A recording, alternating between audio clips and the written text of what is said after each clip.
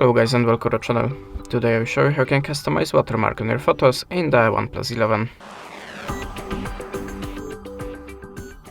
So let's start open the camera app, then click here on this 3 dot icon. Now choose settings icon and look for the watermark. Tap on it, switch it on, and how you can see there we have a few options to edit.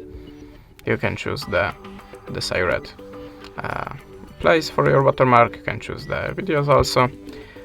You can add your own text here, or just your name. You can also add a location and date and time. Now just go back to the camera, take your photo, and the watermark should appear. This is our one, and this is the default. That's it. Thanks for watching, leave us a subscribe and a comment, and goodbye.